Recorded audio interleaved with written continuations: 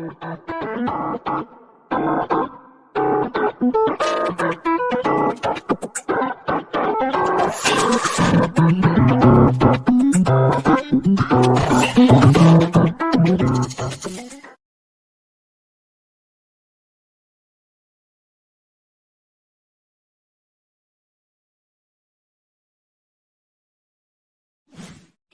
और राजेश की शादी को हुए 10 साल गुजर चुके थे।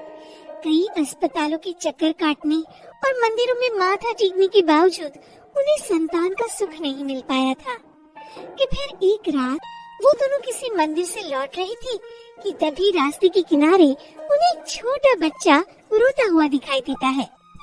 ये देखो भाग्यवान, इस बच्चे को कोई यहाँ अकेला छोड़ गया है।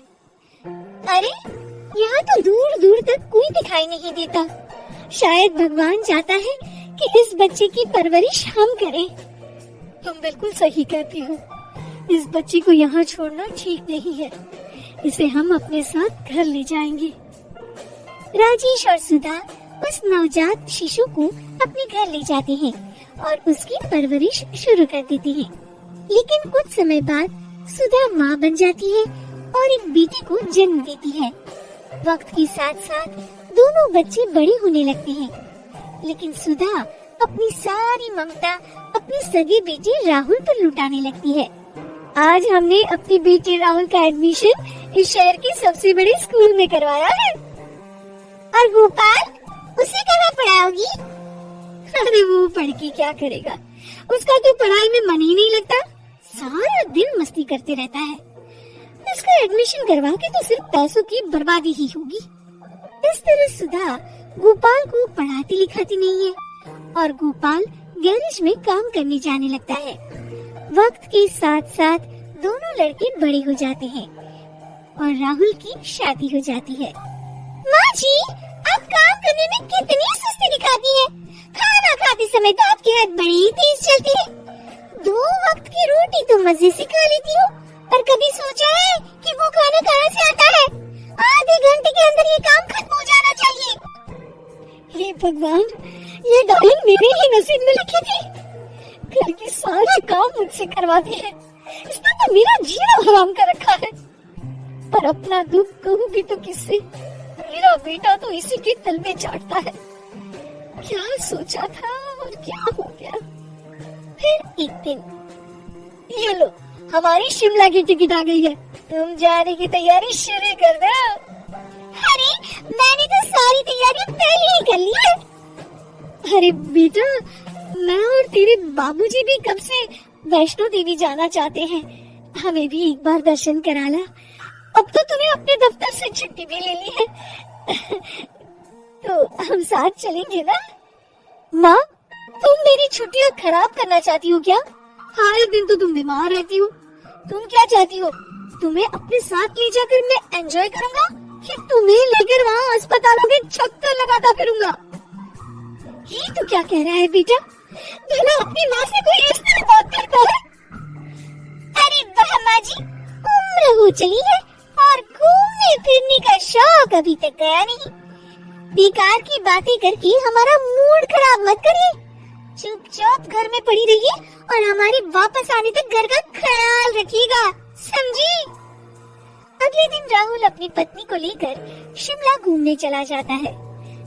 इस तरह अपनों के साथ होकर भी सुधा अकेली पड़ जाती है।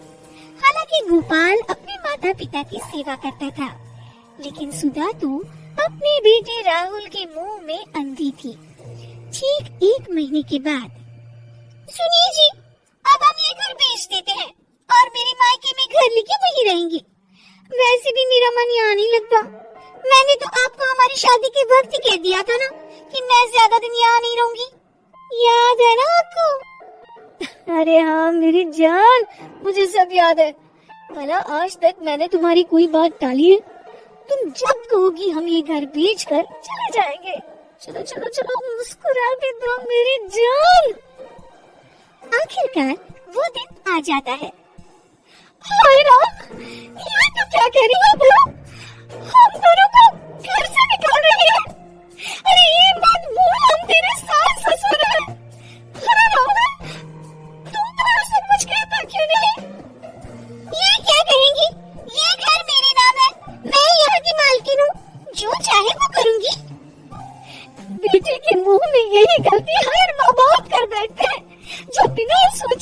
अपने बच्चों पर भरोसा करके सब कुछ उनके नाम कर देते हैं।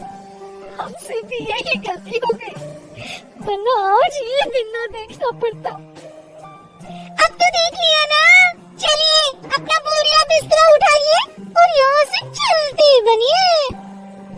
राजेश और सुधा रोते हुए वहाँ से जाने लगते हैं। तभी वहाँ गोपाल आ जाता है। अपने माता पिता को इस हालत में देख उनके बिना कुछ कहे सब समझ जाता है। माँ, पिताजी, आप लोग मेरे साथ आइए, अभी आपका ये बेटा जिंदा है। लेकिन बेटा, चिंता मत करिए, आप दोनों के आशीर्वाद से मैं इस लायक बन चुका हूँ कि आप दोनों के सर पर एक छत और साथ ही 2 वक्त सुकून की रोटी खिला सकता हूँ। अपने प्रति गोपाल का समर्पण और कर्तव्य निष्ठा देख सुधा और राजेश की आंखों में आंसू आ जाते हैं। चुप चुप जी मेरे लाल,